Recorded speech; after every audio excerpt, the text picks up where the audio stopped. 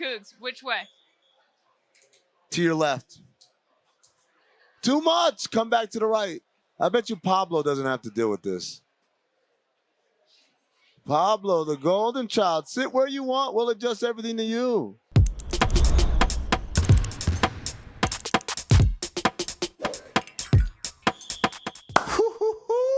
Welcome back to another edition of Oddball, man. I told you guys, give it some time. This show will get to where it needs to be. I demanded and they delivered. Look at these graphics, guys. Today, we're going to be talking to advisor with the Orlando Magic, used to be the general manager, used to be the GM of the Bucks. His name is John Hammond. I had a great conversation with him. He's the man that drafted Giannis Antetokounmpo. Also, we introduced a new game called Word Count. Don't worry about an explanation. We'll get to it later. But first, let me say what's up to my co-host. Charlotte, you and I yesterday went on the Dan Le Batard show with Stu Gatz because they needed us to break down the Draymond Green faux pas on the internet. Take a listen to this clip. Basically, he got by a fake account. NBA Centel, not Central, the fake tweet, said Kevin Garnett calls out Draymond Green. Quote, Draymond Green punching JP is like a senior punching a freshman who's half his size and then walks around talking himself up as if he's like that. Come try me, Dre. This is not real. This is a fake quote, fake tweet. Draymond quote tweets this. He says, I tried you when I was a rookie, KG, and you started talking to yourself like I wasn't talking to you. What's that like? The freshman picking on a senior citizen that's double his size at Kevin Garnett 5 KG. Kevin Garnett responds. The real one. And he says, that's a fake tweet. Quote, NBA Centel at Elon Musk. See, WTF is happening. 2 slanty, laughy faces. Fix it. We got a very real story from Draymond of something that happened that we would have never known. That's right. Had it not been him reacting. Because he just got rewarded for all of it, by the way. I mean, he gets rewarded for winning.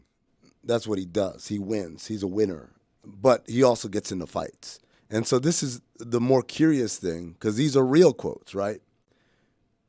I publicly said I didn't like Chris Paul before. I'm not going to just be like, that changed now that he's my teammate. No, I look forward to talking amongst men. Chris is a pro. I'm looking forward to going to work with a pro. And I realize the extreme irony in what I'm about to say. But Draymond, shut the hell up, man. That was my deep analysis, Charlotte.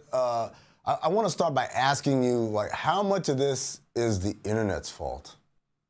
Well, I think generally everything is the internet's fault, but I think a lot of it is Draymond's fault. And you said something that I thought was really interesting, how you were like, Jordan Poole has been spiraling. And I want to know, how much do you think that Draymond and the punching situation directly had to do with that? Because I think I would have a very hard time working with someone who punched me in the face.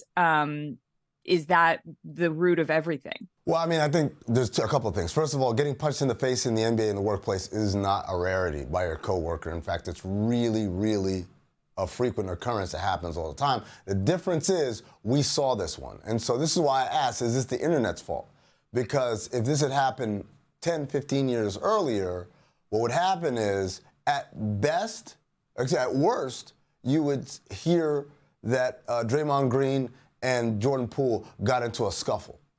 And at best, people would say, wow, like they had to be separated. And all the language, you think about fights and stuff like that, you never hear, oh, then he kicked his ass. It's always they fought and then they had to be separated. And there's almost like a little bit of street credibility that Jordan Poole would get from this unseen fight. In the same way that Steve Kerr got punched in the face by Michael Jordan 25 years ago, but that turned into kind of like, see, and that's what a tough guy Steve Kerr is. He took a punch from the greatest player ever and then managed to hit shots and all that. The reality is Jordan Poole got embarrassed by the release of the video because then everyone saw what happened, and there's no way to paint that as I'm a real tough guy even though I lost the fight. You just look like a guy who got your ass whooped, and so there's an embarrassment factor there. But the other part, Charlotte, and I'll be honest, and we can see it right here, with his numbers, he wasn't playing well before that either. Like in the championship season, he was an incredibly streaky shooter. Look at that field goal percentage. Look at that three-point percentage on catch and shoots. Like, he's okay, but he was never going to be, to me, in my opinion, he was never going to be the player that his salary was going to dictate what it'll be this year, right? And so there's a part of this where it's almost a self-fulfilling prophecy. He was always, I thought, going to disappoint. And now you have like a convenient thing to hang your hat on and say, oh, it's because I got punched. So then, yeah, I think it is the internet's fault. I think that, first of all, the fake tweet, Draymond getting caught by that doesn't happen if the internet doesn't exist. I also want to know, though, if he's going to elaborate on that story. Like, now that story's out there, so is everyone going to ask him about the KG story? Well, on Draymond, I want to take a listen to this clip as well. When he went on the podcast with Pat Beverly to talk about the Jordan Poole stuff, because apparently he just wants to keep bringing it up, he said that it didn't just happen. It was something that had been building. And he said, we know stuff you don't say amongst men. Okay, so that was his reason, that like you don't say some stuff amongst men, and that's why he punched his teammate in the face. And then Jordan Poole's dad tweeted at him in response to that and said that he ignored him in the arena or whatever. And Draymond said to Jordan Poole's dad, stop using those words. They usually don't go over well amongst men. And then, as Amin just said with the Chris Paul stuff, he said, I'm an adult, Chris is an adult. We can talk amongst men. So I think it's very interesting that Draymond has stuck in his head the phrase amongst men, and he has said it 3 times in like a day and a half, and no one's talking about it. I think it's reasonable and fair for Draymond Green to give some public ego to, I've been consistent and I don't like Chris Paul, and also remind Chris Paul, buddy, my team, Chris Paul, who I've never liked. You're the guy who punches everybody in the package. I'm the guy who kicks everybody in the package. There's only room for one of us. The reality is this. Everyone says, oh, he punched Jordan Poole and got him traded. No, you know what got Jordan Poole traded? Playing like got him traded. The reality is this, there's 2 Draymonds. There's Draymond the player, there's Draymond the media guy. And Draymond, the media guy, is doing an incredible job right now, taking us behind the scenes, giving us a look at not only what happened, what's happening, but also what happens in the mind of a player, right? The idea that he could see a fake quote and fall for it, like that's real time. We're seeing that part of it, and it's fascinating for us. But the flip side is, as a player, that's why I said shut the hell up. Like, you don't have to reveal everything. And his main source of income, if I'm not mistaken, is still from playing. So I don't know why he's kind of like accelerating his media career at the expense of what he does on the court. Well, I think there's something, it's like the dopamine rush of getting a bunch of Twitter notifications or of getting a bunch of Instagram notifications. It's like you are a part of the story. You are the story. Right. He's making himself the story. And I think that when you say it's the internet's fault, it's also that addiction to being the story that is very enticing. And so I think that it's almost like he can't help it. I mean, I don't know. I'm totally speculating here. I don't know Draymond, but like that to me is at the heart of this. I don't think there's anything wrong with speculating on that because, again, his actions are saying it, right? Like, this is not good for you or for your teammates or for your organization. It's good for you as a media person, but you also have your main job, your day job to go to. So there's that. All right, let's take a quick break here. When we come back, word count. That's the best we came up with, huh? Word count. We got a premise that comes on the card. I will deliver it to Charlotte. Charlotte, you have to answer the question in less than 10 words. Less than 10 words, Charlotte. Are you ready? Well, okay, sorry. I don't understand this game. This is the first that I'm hearing about it. Do I have 10 words or do I have 9 words? Because that's less than 10 words. Can I get some clarity here? 10 words or less. It's like going to the supermarket and you go in that express lane, which I don't think even exists anymore because we have self-checkout, but no. 20 CB. Yeah, they've stupid self-checkout. Anyway, okay. I'm ready. All right, here we go. Question number 1, Charlotte. Why did CP3, Booker, and Durant not work? Yeah. God, okay, this requires a lot of counting, a lot more counting than I didn't think I was hired to count. I was told there would be no math on this. Yeah, go ahead. Yeah, I was told there'd be no math in this press conference. Okay, too many guys with strong opinions. Okay. That's it? That's 6? 6. So you said I don't even need the last 4. I don't need the last 4. Can you do yours in 6? That's how good I am. No. Look, the game is 10, all right? Relax, we're not changing rules here. This game has been played the same way for generations, Charlotte. You're not going to change the rules on me now. God. Watch me. I'm just good at it. Sorry, not sorry. Okay, are you ready for yours? I'm ready. 1. Explain Pat Riley's current strategy to get Damian Lillard to Miami. This one's easy. Watch this. Wait out the frauds in Portland. 6 words. Oh, I don't even need the last one. You did it in 6 too. Yeah. How about that? Okay, I'm ready for my next one. All right, here we go. Question 2. What will be Wembanyama's biggest challenge this season, Charlotte? Oh, I got it. Try not to get hurt. 5. Boom. All right. Touche. Thank you. Yeah, you're supposed to read now. That's how that works. I'm reading. Why should Tom Thibodeau continue to embrace up-tempo basketball from last season rather than revert back to his known defensive philosophy? First of all, I'd like to point out, I love the way that you read that really slow at the beginning, as if you were counting the words of the question as opposed to just delivering it so that I can give the answer. All right. Why should Tom Thibodeau embrace the up-tempo ways of last season? How many? You did it in 5? How about this? Yeah. Because it worked. 3. All right, we're down to 3. Let's see if I can do my last one in 2 or less. All right, here we go. I want to point out, I did not write this question. Your feelings when Marcus Smart returns to TD Garden for the first time in a Grizzlies uniform? So sad. That's 2 words, I mean. Okay, your last one. All right. How was Ben Simmons credited a year of service for his holdout season? You're right. I'm reading these as though I'm counting them. This is a bad habit. How was Ben Simmons credited a year of service for his holdout season? Amin. I can also do it in 2 words. New CBA. There you have it. Wow. The game is called Word Count. I think we did it right. We'll keep working on these. I think, you know what? As far as new games go on this show, this one, I give it an A. How'd you like that? Can I also say that we are extremely good at this game? I'm just now noticing your background, by the way. It says we're playing a game called, yeah, you got to duck your head, Word Count, and I don't know what it is. That's the new name of the segment, ladies and gentlemen. We're playing a game called Word Count, and I don't know what it is. Her name is Charlotte Wilder. I'm Amin Elhassan. More Oddball coming up next. Welcome back to Summer League.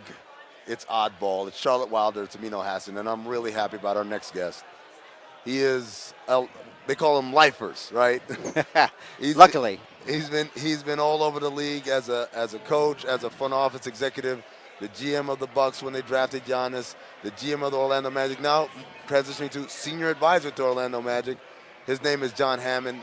And John, I got to ask you, making the move from the pressure of the day-to-day of being the GM to senior advisor, which I've always felt like you just give advice and that's it. Is there a feeling of a weight taken off of your shoulders?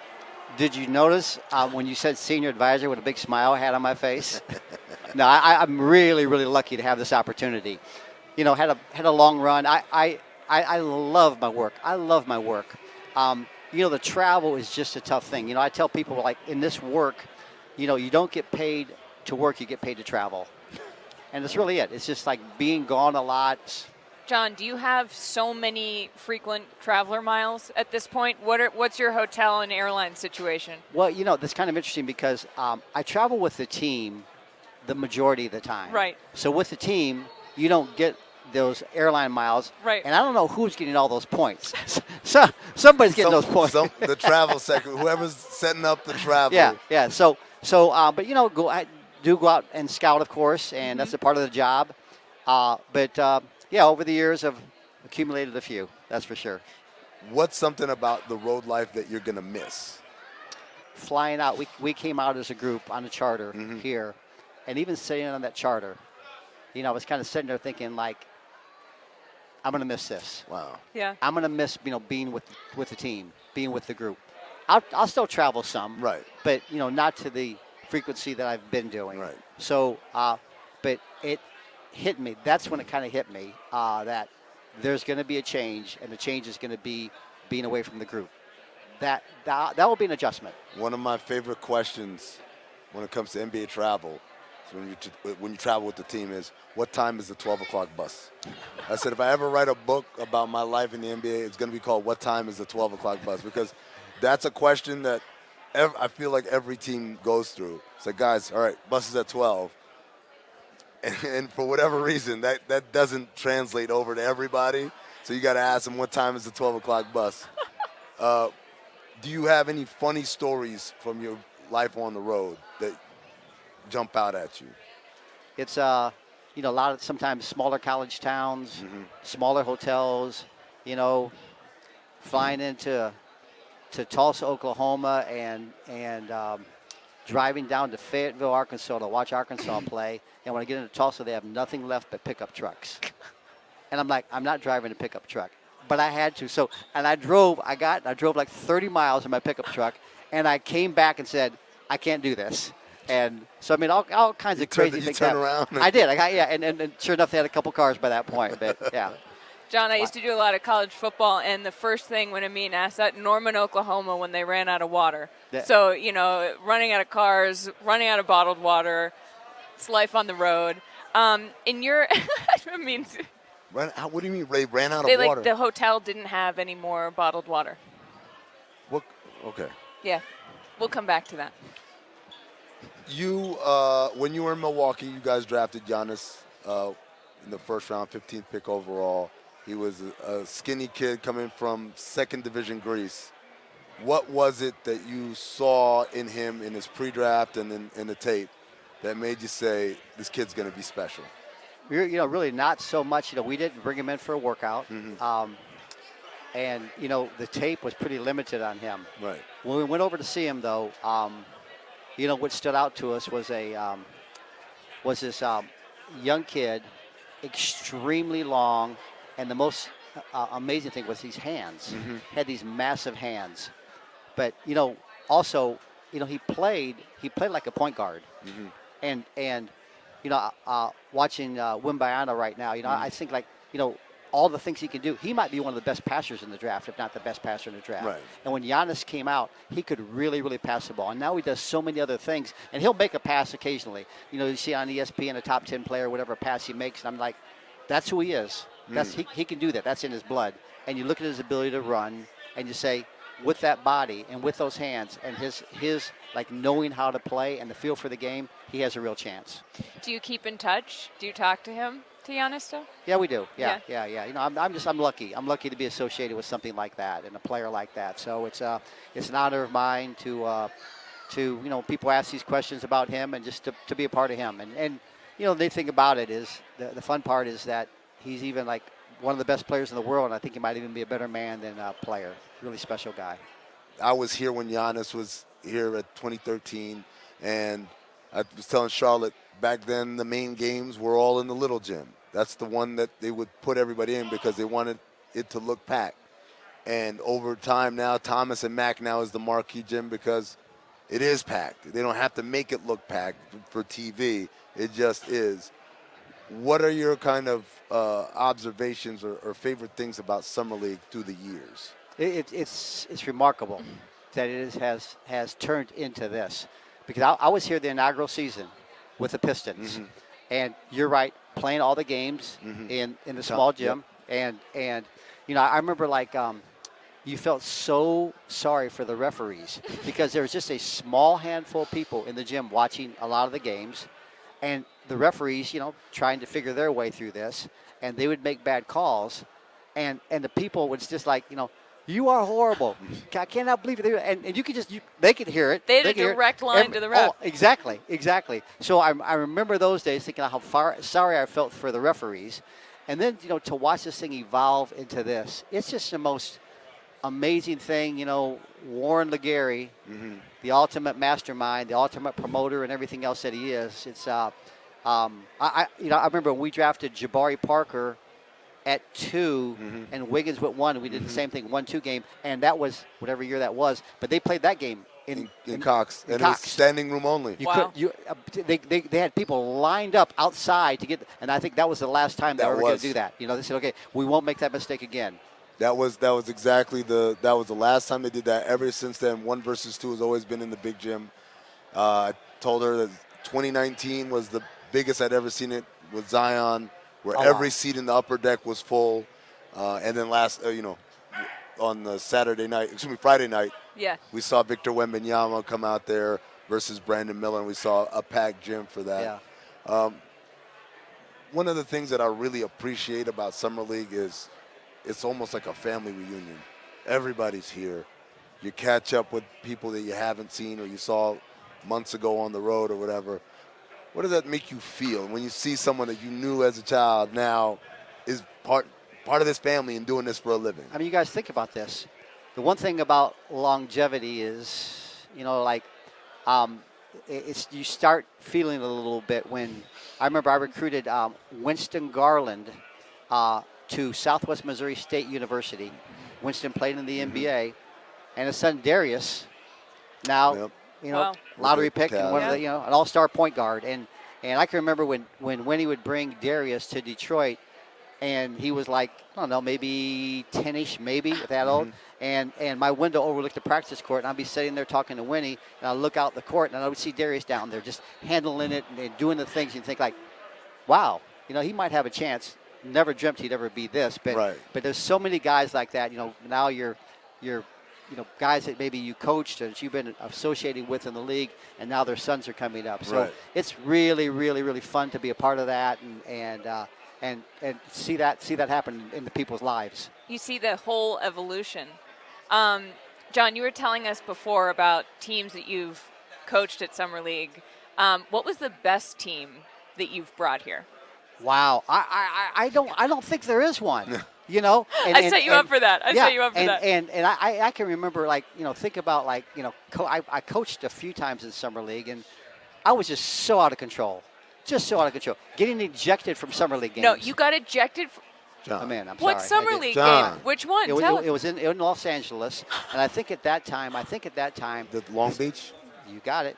In Long Beach, and Scott Foster, who's still Scott Wall, who is a longtime NBA referee, and I remember Scott ejecting me from a Summer League game. I'm like, I'm so ashamed of myself, but it's passion. Yeah, it's a passion. It is, and also called being nuts. Yeah, I lose control. I can't help myself when it comes to basketball and golf. Golf. Yeah. Those I become like a little bit of a lunatic on the golf course too. Like very impatient and don't handle myself very well. But in basketball, I mean, it's like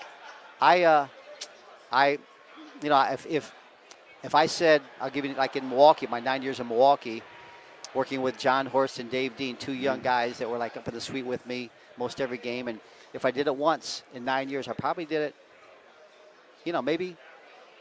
maybe as many as 50 times. I would walk in after the day of a game and say, guys, I'm sorry for my behavior. Wow. Really, I mean, I was not as proud of what I was doing, but I couldn't help it. I couldn't help myself. The game was would get the best of me, I've never gotten an apology once. I've been cussed out so many times. I don't even know what I did wrong sometimes, but to apologize. That's how I know you're a nice guy. I was never cursing at them. It was just my behavior. Yeah. Winning is fun. There's the pressure of winning. Right. But man, losing, that's kind of what this is all about. Getting yourself out of those deep holes. I believe Pat Riley once said there's winning and then there's misery. That's right. Yeah. Yep. This has been anything but miserable. This has been an amazing sit down with you. Thank you, John. guys. Again, congratulations on your new, hopefully more stress-free. You're gonna make me smile again. Yeah, he's grinning. That senior advisor. We're gonna need business cards. You're gonna have to give us a business card with your new title. I wonder if they're gonna make new business. I don't want that on my business card. I think I'm just gonna stay playing. Did you have to fight for senior in there? Did they want to make you an advisor? Now, wait a damn minute. Hold on. No, hey, look. I once again, I'm just so appreciative of the right to do this, So whatever they called me, they could call me anything. I was just happy to have the responsibility and the role. He's John Hammond. Thanks a lot. That's going to do it for us today, and I want to apologize for everything Amin said.